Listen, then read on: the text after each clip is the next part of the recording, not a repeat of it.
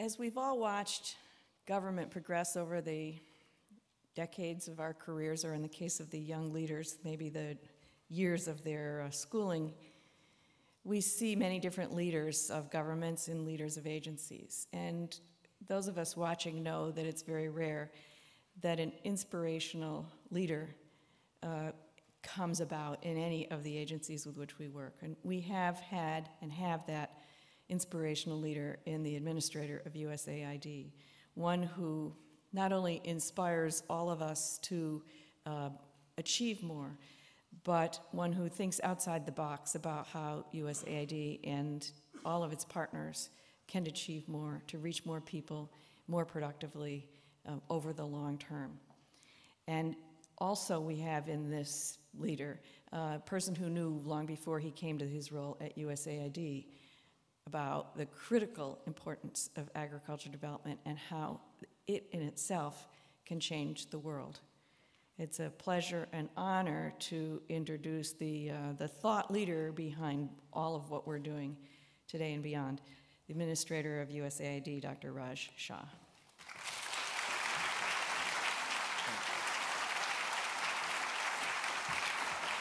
Thank you. Thank you, Catherine, for that overly kind introduction and your friendship and leadership and this outstanding report.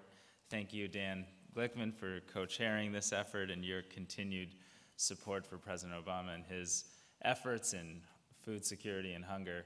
And thanks to each of you that are spending the day here helping to define a path forward for this administration and for future administrations so that we can tackle hunger once and for all and do it, as Catherine just eloquently described, as part of a bigger strategy for bringing our world together in a more interconnected way across the disciplines of science and business, technology, and trade. I also want to recognize some of my colleagues. Maura O'Neill is here from our innovation group, and Jada McKenna, our leader for Feed the Future. Paul Weisenfeld, I hope, is here. There's Paul, who leads the Bureau of Food Security, and Jonathan Schreier, if he's not here now, will be later, from the State Department, and leads our diplomatic efforts in this regard.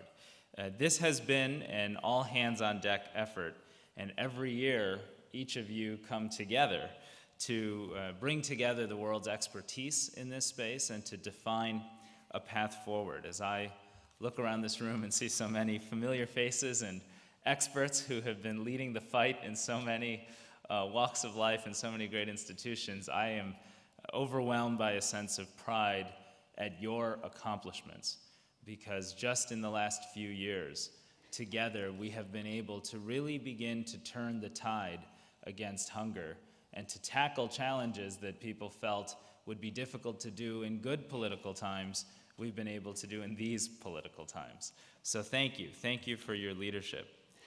Over the past 3 years, under the personal and committed and extraordinary leadership of President Obama, this administration has worked to establish Feed the Future as our landmark effort to bring all of our government resources and policies together to fundamentally tackle hunger and food insecurity. We believe these actions are having an impact today, already lifting millions of people from poverty and giving them a foothold in the global economy.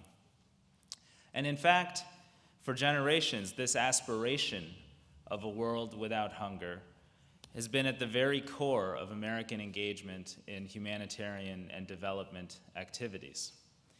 At the same time that President Kennedy was reshaping our food aid program into a global humanitarian mission, an American scientist that you all know well, Dr. Norman Borlaug, was simultaneously developing the new strains of wheat that would usher in a green revolution.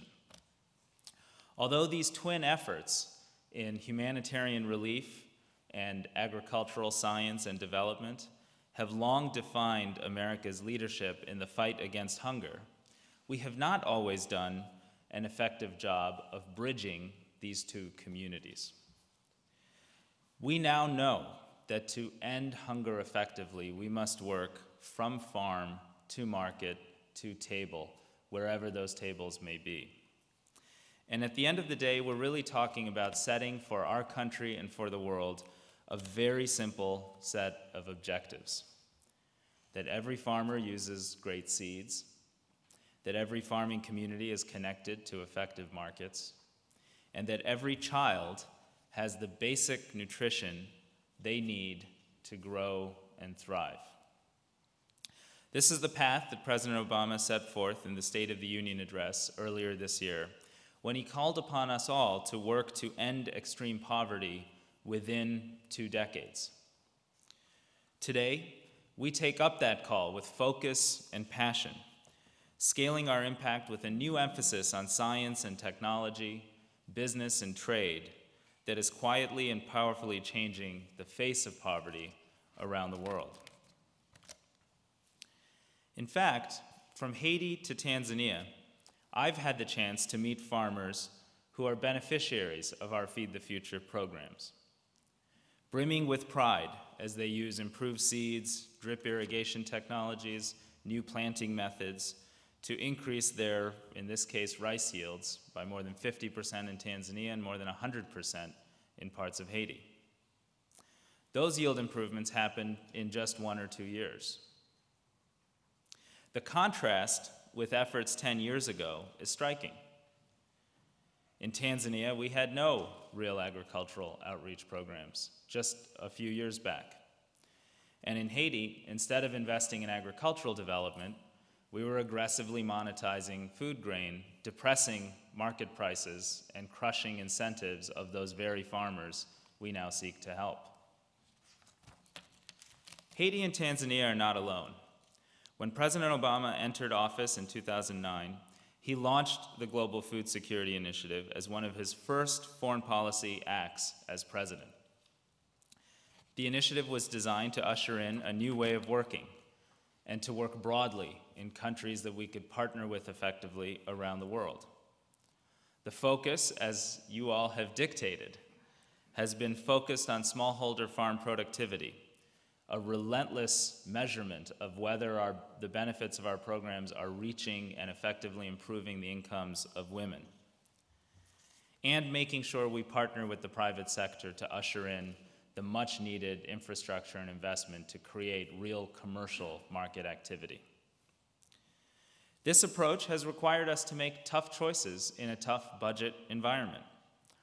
Since 2010, we've actually shut down agricultural development programs in 22 countries in order to focus on those 19 countries where we can have the most impact, where countries will make tough policy reforms, double or triple their own domestic investment in agriculture, and work with us to drive real meaningful scale. In a few weeks, we'll put out the next Feed the Future Progress Report, and that will show that we've now helped more than 7 million small-scale farm households adopt improved technologies or management practices, helping each of them improve their crop yields and their personal livelihoods. In Bangladesh, the most densely populated country in the world, we've already helped 2.8 million farmers adopt new technologies. One of these technologies, deep placement of fertilizer briquettes, has increased yields and minimized runoff into drinking water. As a result, farm sales of rice increased by more than $30 million, and one of the nation's poorest regions experienced its first ever rice surplus. In fact, baseline data from our Bangladesh program is now available on our open data platform, usaid.gov/developer. I say all this to make the point that Feed the Future, agricultural development done well and effectively, absolutely works. We've seen poverty rates fall by an average of 5.6% and stunting rates by an annual average of 6% across all 19 Feed the Future countries. We're putting in place an amazingly important results measurement effort that will capture progress in zones of influence. And the Chicago Council report, which calls for more investment in science and technology, is being met by President Obama's budget, which in fiscal year 14 calls for $160 million of investment in agricultural development, technology, and research, a more than threefold increase compared to budget levels in 2008.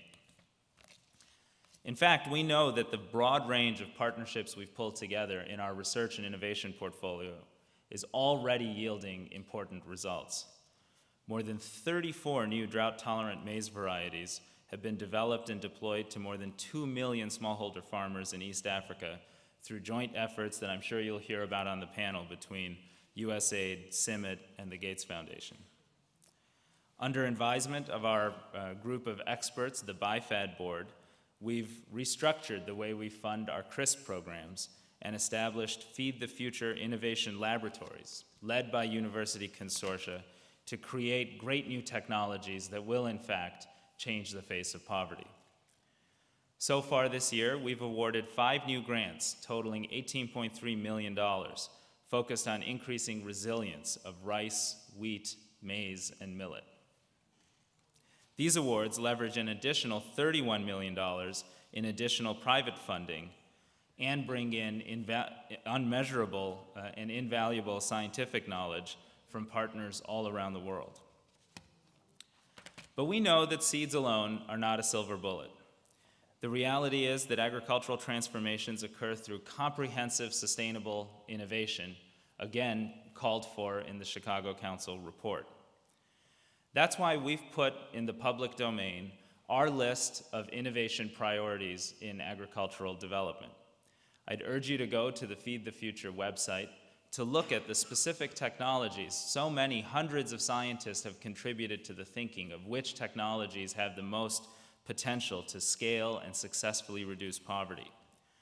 Our teams and our programs are committed to using public investment from American taxpayers to scale access to those new innovations and technologies in Feed the Future priority countries.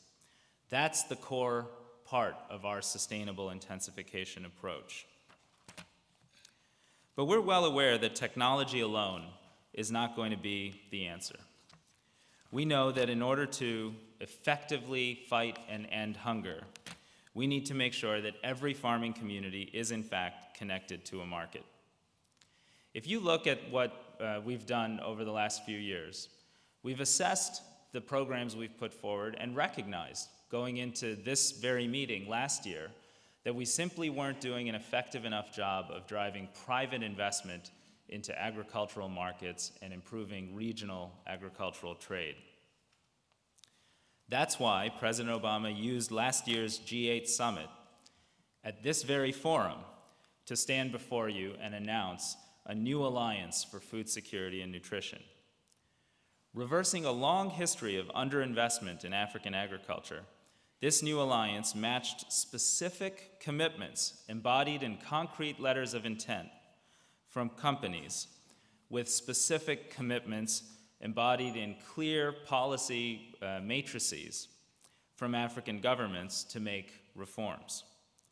In 1 year, the new alliance has grown into a $3.75 billion public-private partnership that embodies the principles of Grow Africa, an African-led platform for engaging businesses in the African agricultural development sector. The countries in the past year have made serious reforms. We've seen Tanzania end the practice of export bans. We've seen Ethiopia pass a new seed law. We've seen Ghana improve trade and investment policies and welcome in investors by creating a one-stop shop. At the same time, more than 70 companies, half of them local, from Africa, have not only stepped forward with their commitments, but many have actually made investments to do things like improving hybrid maize availability in Ethiopia, which is a commitment DuPont has made, or improving the port infrastructure in Dar es Salaam, which is a commitment Yara made. These 79 commitments and the progress against them is transparently and clearly identified in the recent Grow Africa Progress Report. And again, I would reference that report and ask you to look at it because it shows that DuPont's investment in Ethiopia is helping to achieve its goal of reaching 35,000 smallholder maize farmers and helping them increase their yields. It shows that Yara is in fact connecting its new fertilizer terminal at the nation's port with a 130-kilometer road that will reach hard-to-reach farmlands and literally connect them to markets. This progress is important, and it's important we make it transparent and continue to track this. But we also learned through the course of the past year that single corporate investments alone will not make enough of a difference, that there's still a major deficit in African agricultural-related infrastructure to enable markets. So a few weeks ago, we launched with the African Development Bank a fast track for infrastructure investment that will fill the gap that commercial markets leave. And we have no doubt that demand exists for these types of programs and this type of funding. Our initial review, done together with the African Development Bank, identified nearly 200 projects in just the 6 existing new alliance countries that could and will benefit from fast-track financing. Now, infrastructure, trade, and investment is an important piece of success. But I'd like to take just a moment as we conclude to describe a piece that we haven't talked enough about these past few years. We hold so many panels and so many reports that it can be tough to remember that long-term food security is defined not just by crop yields and vibrant markets, but also by humanitarian efforts designed to reach hungry children with improved food, the table part of farm to market to table. And this year, President Obama put forth a bold and important proposal to, recognizing our budget constraints, reach 4 million additional children with basic, improved nutrition without spending additional resources. This proposal is designed to modernize Food for Peace, proudly established in 1954 at a time when countries, including ours, had massive, federally government-held stocks of food that they could give away through surplus commodity gifts. As you know better than I, the world has changed dramatically since 1954. And as you know, today the world calls for new tools and new systems and a much more rigorous accounting of the impact our actions have on the incentives of small-scale producers who are the long-term, sustainable answer to global hunger. The President's proposal is based on rigorous analysis of science and clear data from actual experience of how we can purchase food locally, how we can tailor the food basket to best meet nutrition needs, and how much faster and more efficient it is to reach kids in need through those mechanisms. Now, I've spoken to many of you over the last few weeks, and I've heard strong support for the President's proposal, but also a belief that the politics are hard. Yesterday, I had a chance to join a conversation with President Obama and the President of Burma in the Oval Office. On the President's desk, he has a sign that says, "Hard things are hard." Some things are hard, but they're worth doing. You've come together as a community over the last 4 years to prove that it's worth doing agricultural development, it's worth investing in science and innovation, it's worth fighting for trade and access, it's worth bringing in the private sector and markets, because ending hunger is hard, but it is worth doing. Now we need your voice to help update a 5-decade-old system that today will become irrelevant if we don't modernize it, make reforms, do that in a manner that can be effective over time, and fight to reach 4 million additional children and end hunger in their homes and in their experiences. So with that said, thank you. Thank you for the opportunity to be with you. Thank you for the efforts you're making every day. Thank you for coming together and producing what I think, Catherine and Dan, must be the heaviest Chicago Council report put forth in the last few years. And thank you for your incredible partnership and leadership to answer President Obama's call to end extreme poverty. With science, innovation, business, and a willingness to do hard political things, we're confident we can be successful.